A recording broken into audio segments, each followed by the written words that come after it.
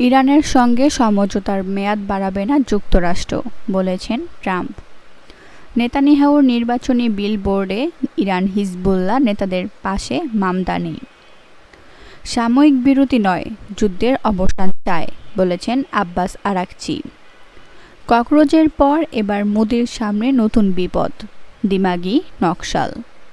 শুনছিলেন শিরোনাম, বিস্তারিত জানতে আমাদের সাথে থাকুন। আসসালামু আলাইকুম, সবাইকে স্বাগত জানাচ্ছি AR নিউজ বিডি চ্যানেলে। ইরানের সঙ্গে করা সমঝোতা স্মারক বা MOUর মেয়াদ আর বাড়াবে না যুক্তরাষ্ট্র। মার্কিন প্রেসিডেন্ট ডোনাল্ড ট্রাম্প এ কথা জানিয়েছেন। ইরাকি বার্তা সংস্থা শাফাক নিউজে খবর প্রকাশ করেছে। ট্রাম্পের দাবি, ইরান এখনও সংঘাত শেষ করতে যুক্তরাষ্ট্রের শর্ত মেনে নিতে রাজি নয়। এ কারণে সমঝোতার মেয়াদ বাড়ানোর কোনো পরিকল্পনা ওয়াশিংটনের নেই। এদিকে হরমুজ প্রণালী নিয়ে আবারও মন্তব্য করেছেন ট্রাম্প। তার দাবি, প্রণালীটি খোলা রয়েছে এবং প্রতি সপ্তাহে এই জলপথ দিয়ে লাখ লাখ ব্যারেল তেল পরিবহন হচ্ছে। হরমুজ প্রণালীকে যুক্তরাষ্ট্রের ভূখণ্ড হিসেবে ঘোষণা করার ইচ্ছার কথাও আবার জানিয়েছেন তিনি। ফক্স নিউজকে দেওয়া এক সাক্ষাৎকারে ট্রাম্প ওমানকে নিয়েও হুমকি দিয়েছেন। হরমুজ প্রণালীতে যুক্তরাষ্ট্রের সামরিক কর্মকাণ্ডে ওমান বাধা দিলে দেশটিতে হামলা চালানোর হুমকি দেন তিনি। এদিকে ইরান হরমুজ প্রণালীতে একটি তেলবাহী ট্যাঙ্কার আটক করেছে। সামুদ্রিক পরিবহন বিধি লঙ্ঘনের অভিযোগে জাহাজটি আটক করা হয়েছে বলে ইরানি কর্তৃপক্ষ জানিয়েছে। ইরানের রাষ্ট্রীয় টেলিভিশন জানিয়েছে, জাহাজটি থামানোর পর বর্তমানে ক্যাশম দ্বীপের কাছে অবস্থান করছে, তবে জাহাজটির নাম বা লঙ্ঘনের বিস্তারিত জানানো হয়নি। এদিকে হরমুজ দিয়ে জাহাজ চলাচল উল্লেখযোগ্যভাবে কমে গেছে।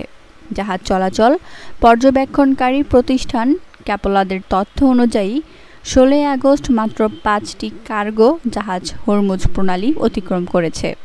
এর আগের দিন কোনো কার্গো জাহাজ চলাচল রেকর্ড হয়নি। তবে ইরান যুক্তরাষ্ট্রের দেওয়া 60 দিনের সময়সীমার বিষয়টি মানছে না।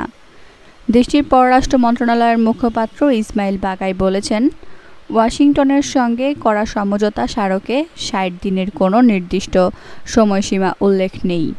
তিনি বলেন, তেহরান কোনো সময়সীমার চাপে সিদ্ধান্ত নেবে না। ইরান তার জাতীয় স্বার্থ বিবেচনা করেই পরবর্তী পদক্ষেপ নেবে। যুক্তরাষ্ট্রের নিউ ইয়র্ক সিটির মেয়র জোহরান মামদানিকে নির্বাচনী প্রচারের হাতিয়ার হিসেবে ব্যবহার করছেন ইসরায়েলের প্রধানমন্ত্রী বেনিয়ামিন নেতানিয়াহু। পুনর্নির্বাচনের প্রচারের অংশ হিসেবে তেল আবিবে একটি বিলবোর্ডে মামদানির ছবির সঙ্গে তুরস্কের প্রেসিডেন্ট রিসেপ তাইয়েপ এরদোয়ান, ইরানের সর্বোচ্চ নেতা মোস্তফা খামেনি এবং হিজবুল্লাহ প্রধান নাঈম কাসেমের ছবি যুক্ত করা হয়েছে। নেতানিয়াহু নিজেই সামাজিক যোগাযোগ মাধ্যমে বিলবোর্ডটির ছবি প্রকাশ করেছেন। তেল আবিবের আয়ালান মহাসড়কে পাশে স্থাপন করা ওই বিলবোর্ডে লেখা হয়েছে, তারা চায় নেতানিয়াহু হেরে যাক।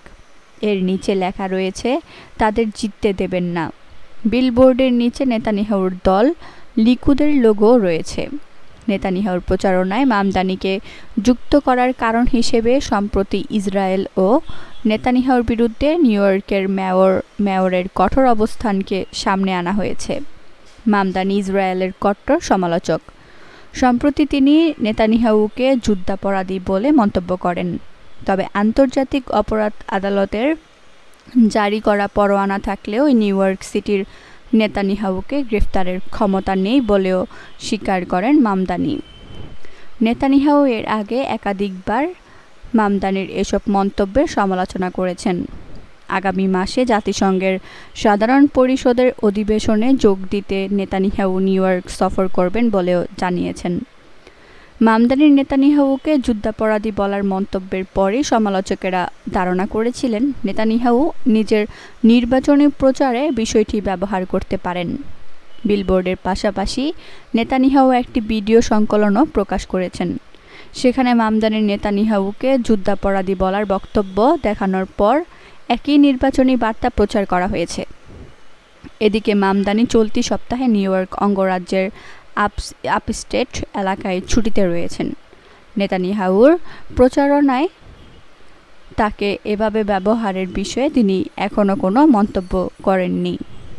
ইরান সাময়িক যুদ্ধবিরতি নয়, চলমান যুদ্ধের স্থায়ী অবসান চায় বলে জানিয়েছেন দেশটির পররাষ্ট্রমন্ত্রী আব্বাস আরাকচি। ইরানের রাষ্ট্রীয় টেলিভিশনকে দেওয়া এক সাক্ষাৎকারে তিনি একথা বলেন। আরাকচি বলেন, প্রেসিডেন্ট মাসুদ পেজিশকিয়ান প্রশাসন ক্ষমতায় আসার পর পররাষ্ট্রনীতিতে প্রতিবেশী দেশগুলোর সঙ্গে সম্পর্ককে বিশেষ গুরুত্ব দেওয়া হয়েছে।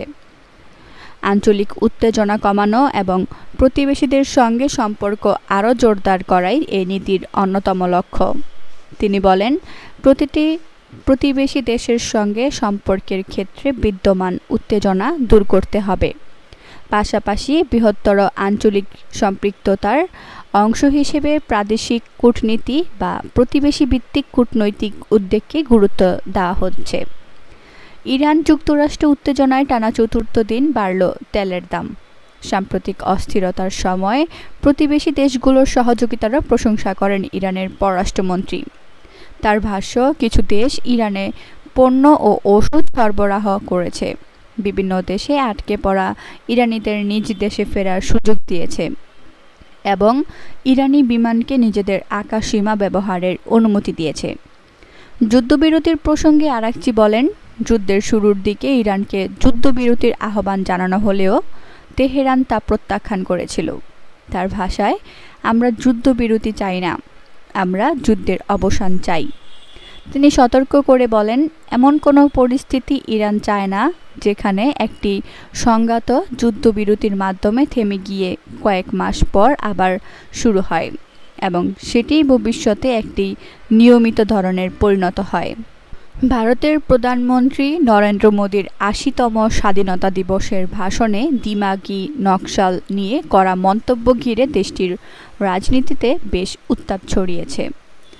লালকেল্লার ভাষণে প্রধানমন্ত্রী সশস্ত্র নকশালবাদের প্রায় অবসান হয়েছে বলে দাবি করলেও নতুন এক মতাদর্শিক যুক্তির দিকে ইঙ্গিত করেন।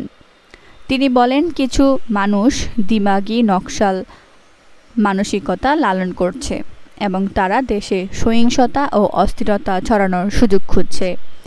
মোদির মতে এ ধরনের মানসিকতার মানুষদের চিহ্নিত করে সমাজ থেকে আলাদা করা প্রয়োজন এবং যুব সমাজকে মূল ধারায় ফিরিয়ে আনা এখন সময়ের দাবি। প্রধানমন্ত্রীর এই বক্তব্যের কড়া প্রতিক্রিয়া জানিয়েছে ককরোচ জনতা পার্টি। দলটির প্রধান মুখপাত্র সৌরভ দাস সামাজিক যোগাযোগ মাধ্যমে মোদির এই শব্দচয়নকে আক্রমণ করেন। তিনি দাবি করেন, শুধুমাত্র সরকারকে প্রশ্ন করার কারণে শিক্ষিত তরুণদের নকশালি বা উগ্রপন্থী হিসেবে ব্র্যান্ডিং করা অত্যন্ত অপমানজনক এবং এটি সরকারের চরম অহংকার ও ব্যর্থতার বহিঃপ্রকাশ। সিজেপি মুখপাত্র আরও মন্তব্য করেন যে ১২ বছর পর দেশের মানুষ মনে ভয় কাটিয়ে স্বাধীনভাবে কথা বলতে শুরু করেছে এবং সরকার যতই বিভেদ তৈরির চেষ্টা করুক, তরুণ প্রজন্ম এখন ঐক্যবদ্ধ। অন্যদিকে বিরোধী দলগুলোর পক্ষ থেকেও প্রধানমন্ত্রীর এই মন্তব্যের তীব্র সমালোচনা করা হয়েছে। কংগ্রেস নেতা জয়রাম রমেশ এই মন্তব্যকে প্রধানমন্ত্রীর হতাশার লক্ষণ হিসেবে অভিহিত করেছেন। কংগ্রেস ও সিপিআই সহ অন্যান্য বিরোধী দলের নেতাদের দাবি, মোদি বিভিন্ন সময় আরবান নকশাল, আন্দোলনজীবী বা টুকরে টুকরে গ্যাং এর মতো তকমা ব্যবহার করে ভিন্নমতকে দমন করার চেষ্টা করেন। এদিকে প্রধানমন্ত্রীর এই মন্তব্যের পরপরই অনলাইন জগতে দিমাগি নকশাল পার্টি নামে নতুন একটি হ্যান্ডেলের উত্থান ঘটেছে, যা নেট মাধ্যমে বেশ ভাইরাল হয়েছে। rediff.com জানায়, এটি অনেকটা ককরোচ জনতা পার্টির পথ অনুসরণ করছে, যা এর আগে সরকারি চাকরির পরীক্ষায় অনিয়ম ও দুর্নীতির বিরুদ্ধে সোচ্চার হয়ে ব্যাপক জনপ্রিয়তা পেয়েছিল। আজ এখানেই শেষ করছি। সবাই ভালো থাকুন, সুস্থ থাকুন। আল্লাহ হাফেজ।